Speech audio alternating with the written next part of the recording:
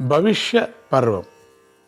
శౌనకాది మహర్షుల యొక్క సత్రయాగ సందర్భంలో సూతపుత్రుడైనటువంటి ఉగ్రశరవసుడి ద్వారా హరివంశ కథా విశేషాలను వింటున్న శౌనక మహర్షి ఒక కొత్త ప్రశ్న వేశాడు. లోమహర్షణపుత్ర, నువ్వింతవరకు యదువంశ శాఖల యొక్క ఏ శాఖల యొక్క చరిత్ర అంతా చెప్పావు. శ్రీకృష్ణ భగవానుడి యొక్క మహిమలను విస్తారంగా వర్ణించావు. అయితే ఈ కథలనే వైశంపాయన మహర్షి ద్వారా వింటున్నవాడు పాండవ వంశోద్భవుడైనటువంటి జనమేజయుడు అని నువ్వు చెప్పావు. మరి ఈ జనమేజయుడి వంశం ఏమిటి? ఇతడు పాండవ వంశానికి మిగిలిన ఏకైక వారసుడు కదా. ఇతడి తరువాత మహానుభావులైనటువంటి పాండవుల వంశం ఎలా కొనసాగింది? ఈ విషయాలు వినాలని నాకు ఎంతో కుతూహలంగా ఉంది. దయచేసి వివరించు అని అడిగాడు. సూతపుత్రుడు తన కథనాన్ని ఇలా కొనసాగించాడు. శౌనక మహర్షి, జనమేజయ వైశంపాయనుల సంభాషణ ఇంకా కొంత చెప్పవలసి ఉంది. అయినా నువ్వు అడిగావు కనుక ముందు పాండవ వంశ చరిత్రను చెబుతాను విను. పాండవ పుత్రులలో తక్కిన వారి సంతానం అంతా మహాభారత యుద్ధంలోనే అంతమైపోగా అర్జునుడి పౌత్రుడు అభిమన్యుడి పుత్రుడు అయినటువంటి పరీక్షిత్తు ఒక్కడే శ్రీకృష్ణ భగవానుడి దయ వల్ల బ్రతికి బట్ట కట్టాడని నీకు తెలుసు కదా. ఆ పరీక్షిత్తుకు పుత్రుడే మన కథాశ్రోత అయినటువంటి జనమేజయుడు. ఇతడి భార్య పేరు వపుష్టమ. ఈమె కాశీరాజు పుత్రిక. ఈ దంపతులకు 2 పుత్రులు, చంద్రపీడుడు, సూర్యపీడుడు అని. వీరిలో 2వ వాడైనటువంటి సూర్యపీడుడు మొదటి నుంచి మోక్ష ధర్మాసక్తుడుగా ఉండి విరాగిగా ఉండిపోయాడు, మొదటివాడు. ఇక జనమేజయుడి తర్వాత ఇతడి పెద్ద పుత్రుడైనటువంటి చంద్రపీడుడు రాజుడయ్యాడు. ఇతడికి 100 మంది మానసపుత్రులు, అందరూ మహావీరులే. వీరందరికీ కలిపి జనమేజయులు అని లోకంలో వ్యవహారం ఉండేది. అందరి పేర్లు ఒకే పేరు. వీరిలో జ్యేష్ఠుడి పేరు సత్యకర్ణుడు. ఇతడు హస్తినాపురంలో చక్రవర్తిగా ఉండేవాడు. ఇతడికి యజ్ఞాలంటే చాలా ప్రీతిగా ఉండేది. ఆ యజ్ఞాలలో దక్షిణాలు కూడా చాలా ఎక్కువ ఇచ్చేవాడు. ఈ సత్యకర్ణుడికి ఒక్కడే కొడుకు. అతడి పేరు శ్వేతకర్ణుడు. ఇతడు మొదటి నుంచి మంచి తపస్వి. ఇతడి భార్య యదువంశంలోని సుచారు అనేవాడి పుత్రిక చాలా పెద్ద కుటుంబంలోంచి వచ్చింది. ఈమెకు పతిభక్తి అతి తీవ్రంగా ఉండేది. ఈ దంపతులకు ఎన్నాళ్ళకి సంతానం కలగలేదు వాళ్ళకి. దాంతో విరక్తి చెందినటువంటి శ్వేతకర్ణుడు రాజ్యభారాన్ని మంత్రుల మీద వదిలిపెట్టి తపోవనాలకు వెళ్ళిపోయాడు. అతడి భార్య అతని వెంటే వెళ్ళిపోయింది. మాలిని వనం అనేటువంటి అరణ్యంలో వారిద్దరూ కూడా తపస్సు చేసుకుంటూ కాలం గడుపుతూ ఉండేవారు. ఆ దంపతులు చాలా తపోవనంలో ఉన్నప్పుడే సుచారు పుత్రి గర్భవతి అయింది. కానీ అప్పటికే తీవ్ర వైరాగ్య స్థితి చేరినటువంటి శ్వేతకర్ణుడు భార్యని వదిలిపెట్టి తన ముత్తాతలైన పాండవులు చేసిన విధానంలో మహాప్రస్థానం చేయాలని సంకల్పం చేశాడు. ఇక్కడ ఉండకూడదు అని చెప్పేసి. ఆ మహాప్రస్థానం అంటే మరణం దాకా వెనక్కు తిరిగి రాని తీర్థయాత్ర. ఇది మహాప్రస్థానం అని. పాండవులు కూడా అట్లే చేశారు. దానికి శ్వేతకర్ణుడి భార్య అడ్డు చెప్పలేదు. కానీ తను కూడా భర్త వెంట వస్తానని మొండి పట్టు పట్టేసింది. దంపతులిద్దరూ కలిసి మహాప్రస్థానానికి కావలసినటువంటి కఠిన నియమాలన్నీ స్వీకరించేసి మహాప్రస్థానానికి బయలుదేరారు ఇద్దరు కూడా. వారాల కొండలు కోనలు దాటుకుంటూ తీర్థయాత్రలు చేస్తూ ఉండగా ఒక కొండ లోయలో స్రవిష్ట అనే ఋషిపత్ని నివసించే ఆశ్రమానికి సమీపంలో సుచారు పుత్రి ఒక పుత్రుణ్ణి ప్రసవించింది. ఇట్లా వీళ్ళు తిరుగుతున్నప్పుడే ప్రసవించింది. ఇలా పుత్ర సంతానం అయినా సరే శ్వేతకర్ణుడు తన మహాప్రస్థానాన్ని ఆపుకోలేదు, పిల్లవాడిని కూడా చూడలేదు, అంత వైరాగ్యం. సుచారుపుత్రి తనకు పాతివ్రత్యమే ముఖ్యమని నిశ్చయించుకొని పుట్టిన పిల్లవాడిని అక్కడే ఒక చెట్ల పొద క్రింద వదిలేసింది. భర్తనే ముఖ్యం, నాకు పిల్లకూడదు కాదు అని భర్త వెంట వెళ్ళిపోయింది. ఆ పిల్లవాడి ప్రాణం గట్టిది, తల్లిదండ్రుల పుణ్యం కూడా గట్టిది కదా. అందువల్ల ఆ పిల్లవాడి మీద ఎండ పడకుండా మేఘదేవతలు అడ్డం పడ్డారు. అలా చెట్ల పొదలలో కెవ్వు కెవ్వుని ఏడుస్తున్నటువంటి ఆ పసివాణ్ణి శర్విష్ఠాదేవి పుత్రులైన పిప్పలాదుడు, కౌశికుడు అనేటువంటి వటువులు గమనించారు. చిన్న చిన్న పిల్లలు వాళ్ళు కూడా అది గమనించారు, ఎక్కడి నుంచి ఏడుపు వస్తుందో అని. పిప్పలాదు, కౌశికుడు వాళ్ళు చూసేసరికి ఆ పిల్లవాడు నేల మీద దుమ్ములో దొర్లుతూ మలినంగా ఉన్నాడు. ఆ వటువులు ఇద్దరూ పిల్లవాడి మీద జాలిపడి వాణ్ణి తీసుకొని దగ్గరే ఉన్న కోనేటిలో వాణ్ణి కడిగి మురికి బాగా పోయేందుకోసం పక్కనే ఉన్న బండరాతికేసి రుద్దారు. రుద్దటమే అంత రుద్దారు, వాళ్ళకి తెలియదు కదా ఏం చేయాలని. అలా రుద్దటం వల్ల ఆ పిల్లవాడి యొక్క ప్రక్క భాగాలు రెండు బాగా అరిగిపోయాయి. ఆ చర్మం మేక చర్మంలాగా మారిపోయింది. అందువల్ల ఆ పిల్లవాడికి క్రమంగా అజపార్శ్వుడు అనేటువంటి పేరు వచ్చింది. అదే స్థిరపడిపోయింది. ఆ తర్వాత పిప్పలాది కౌశికులు ఇద్దరు ఆ పిల్లవాడిని ఎక్కడికి దగ్గరలోనే ఉన్న వేమక మహర్షి ఆశ్రమానికి తీసుకువెళ్ళారు. ఆ మహర్షి భార్య పేరు వేమకి. ఆమె చాలా దయాపరులారు. ఆమె పిల్లలు ముగ్గురిని తన సొంత పిల్లల్లాగా పెంచి పెద్ద చేసింది. ఆ ముగ్గురికి ఆ ఆశ్రమంలోనే పెళ్ళిళ్ళు జరిగిపోయాయి కూడా. అందరికీ పిల్లలు కూడా పుట్టారు. ఆ పరంపర ఆ విధంగా అక్కడి ఋష్యాశ్రమాల్లోనే కొనసాగిపోయింది. ఆ విధంగా పాండవుల వంశం కొనసాగింది. కానీ ఋష్యాశ్రమాల్లో కలిసిపోయింది అది ఆ వంశమంతా. శౌనక, పూర్వం యయాతి పుత్రుడైన పురువు యొక్క వంశ చరిత్ర నీకు చెప్పాను కదా. ఆ వంశంలోని వారే పాండవులని కూడా నీకు చెప్పాను. ఆ పూర్వు తన తండ్రి యొక్క వార్ధక్యాన్ని తాను స్వీకరించి తన యవ్వనాన్ని తన తండ్రికి ఇచ్చిన వివరాలు కూడా అప్పుడు మనం మాట్లాడుకున్నాం, నీకు చెప్పాను. ఆ పుణ్యం వల్ల యయాతికి పూర్వం మీద చాలా అనుగ్రహం కలిగి భూమి మీద సూర్యచంద్రులైనా లేకుండా పోతారేమో కానీ నీ వంశం మాత్రం లేకుండా పోదు అని పూర్వుకి వరం ఇచ్చాడు.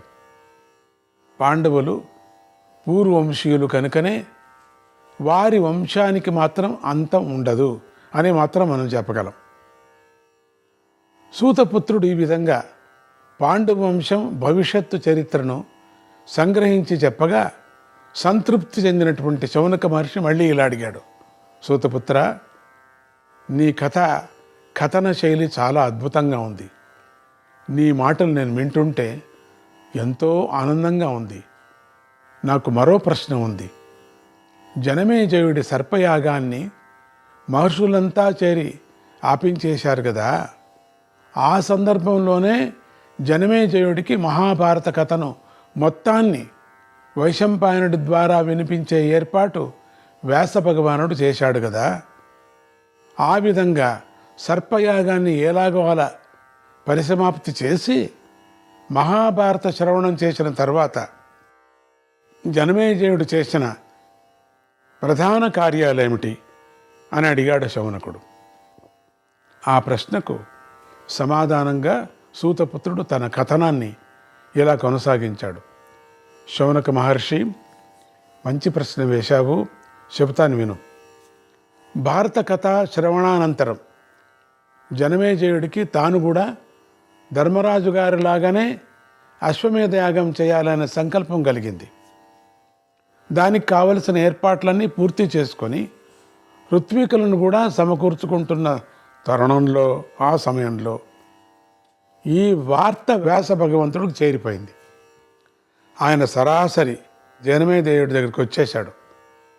వ్యాస భగవానుడంటి వాడు స్వామి వస్తూనే అనుకోకుండా వచ్చి దర్శనం ఇచ్చేసరికి జనమేజయుడు చాలా ఆనందపడి స్వాగత సత్కారాలన్నీ చేసి ఆయన్ని సముచిత ఆసనం మీద కూర్చోబెట్టి చుట్టూత ఇతర సభాసదులంతా ఉన్న సమయంలో ఇలా ప్రసంగించాడు.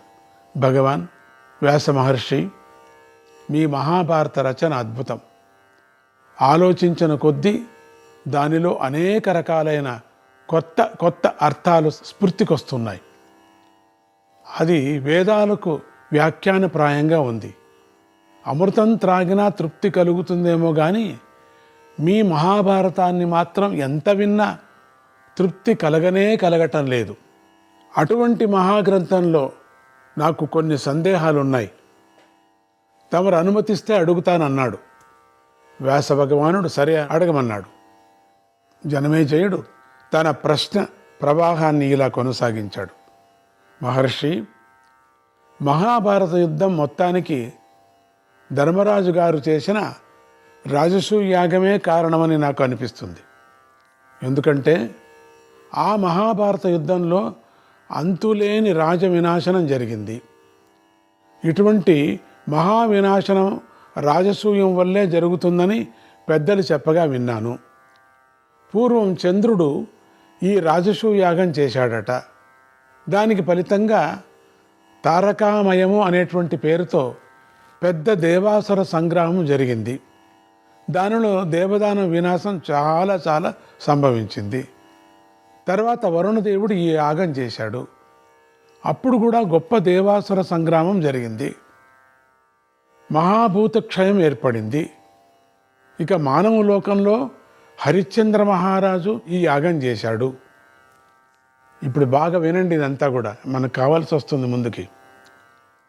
దానివల్ల ఆడీబకము అనేటువంటి పేరుతో గొప్ప మహాసంగ్రామం జరిగింది. చాలా విస్తారమైనటువంటి క్షత్రియ నాశనం జరిగింది. దాని తర్వాత మళ్ళీ మా ముత్తాతలైన పాండవులే ఈ యాగం చేశారు. ఈ యాగాన్ని గురించి నేను మరో మాట విన్నాను. ఎంత సమర్థులైనా సరే ఈ యాగాన్ని ఏ లోటు లేకుండా సర్వాంగ పరిపూర్ణంగా నిర్వహించడం అసాధ్యమైన పని అని, అందుకే ఎక్కడో అక్కడ ఏదో ఒక సర్దుబాటు చేసుకోవలసి వస్తుందని విన్నాను. అలా సర్దుబాటు చేస్తే దానికి ఫలితంగా మహాప్రజాక్షయం సంభవిస్తుంది అని కూడా విన్నాను. మహానుభావులైనటువంటి మా పాండవుల విషయంలో కూడా ఇదే కూడా జరిగింది. దాని ఫలితంగా అపార ప్రజాక్షయం జరిగింది, బంధుక్షయము జరిగింది. నాకు తెలిసిన ఈ ధర్మ సూక్ష్మం మా ముత్తాతలకు తెలియకుండా ఉంటుందా? పైగా ఆ యాగం మీ బోటి పెద్దల సమక్షంలో జరిగింది. మీకు తెలియని ధర్మ రహస్యాలు ఉంటాయా?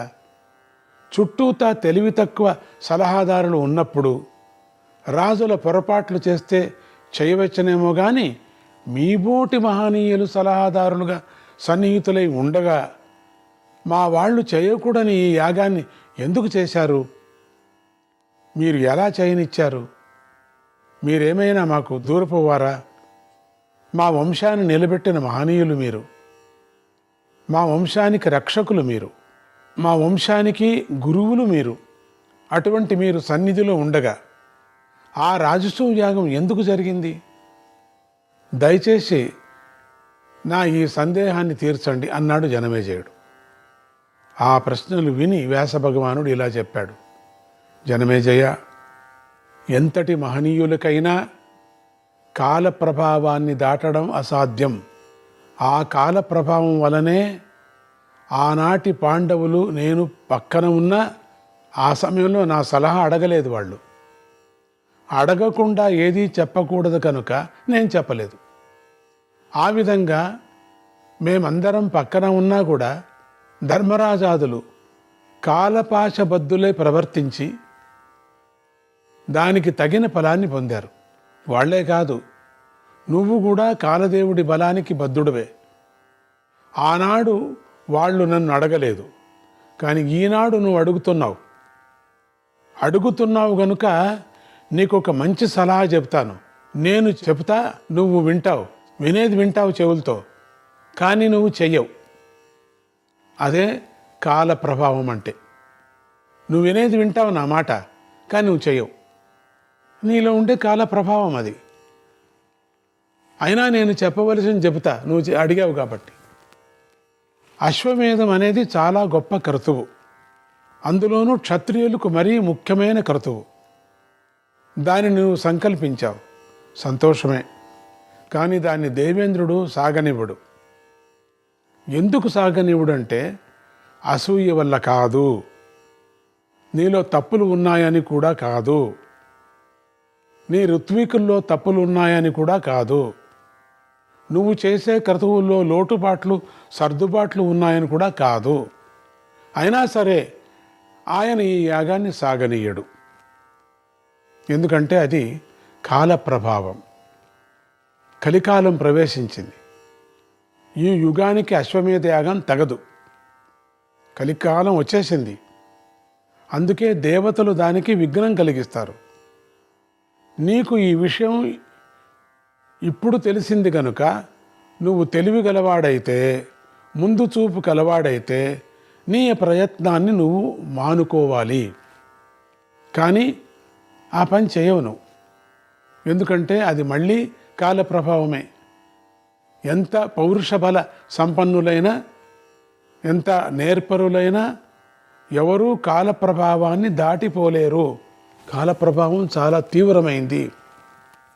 అందులోనూ ఇప్పుడు ప్రవేశించిన కలికాల ప్రభావం మరీ విపరీతమైంది. వ్యాస భగవానుడు ఇంతవరకు చెప్పి మనసులో ఒకంత బాధపడుతూ ఆగాడు. కళ్ళు మూసుకొని అట్లనే ఉండిపోయాడు కాసేపు. జనమేజయుడు ఆశ్చర్యంగా చూస్తూ కలియుగ ప్రభావం ఇంత విపరీతంగా ఉంటుందా అని లోపలే అనుకుంటూ ఉండగానే వ్యాస భగవానుడు ఆ విషయాన్ని గ్రహించి, జనమేజయ, కలియుగంలో జరగబోయే ధర్మ విపరీతాలను నేను దివ్య దృష్టితో ముందే గమనించి ఉన్నాను. నేను ఉంచేశాను, అప్పుడే అనుకున్నా. నీ మనస్సులో ఉన్న సందేహం తొలగటం కోసం కొన్ని ముఖ్య విషయాలను చెబుతాను, జాగ్రత్తగా విను. అప్పుడే కాల ప్రభావం వల్ల వాళ్ళు చేశారు మీ ముత్తాతలు. కానీ ఇప్పుడు కలికాల ప్రభావం, ఇప్పుడు రెండూ చేరుకున్నాయి. కాల ప్రభావంతోనే అంతగా చేశారు, ఇప్పుడు కలి కూడా చేరుకుంది. విను జనమేజయ, కలియుగంలో ఉండే మానవుల ప్రవృత్తిని నువ్వు ఊహించలేవు. ఇది కలియుగం. జనమేజయుడు వ్యాసుడి వాక్ప్రవాహానికి అడ్డపడి ఏదో చెప్పుకపోతున్నాడు.